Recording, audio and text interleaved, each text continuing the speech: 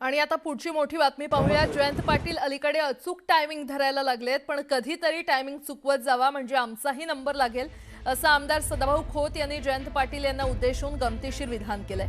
सांगलीतील उद्घाटन कार्यक्रमात सदाभाऊ खोत बोलत होते आणि माझ्यामध्ये आणि जयंत पाटलांमध्ये वैचारिक मतभेद नक्की आहेत। आमच्यामध्ये नेहमी आरोप प्रत्यारोप होत असतात, पण आम्ही दोघांनीही मनाचे मतभेद कधीही निर्माण होऊ दिले नाहीत, असंही सदाभाऊ खोत म्हटले।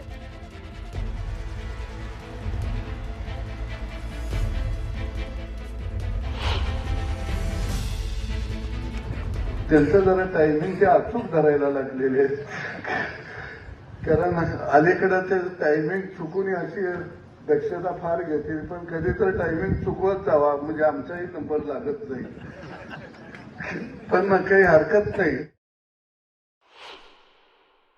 एवढा सहज बसायचं एक राज्याचं नेतृत्व, पण कधी त्यांच्या भाषणामध्ये सुद्धा टीका टिप्पणी मला कधी दिसायची नाही। फार संयमी मृदूपणानं खऱ्या अर्थानं बोलायचं।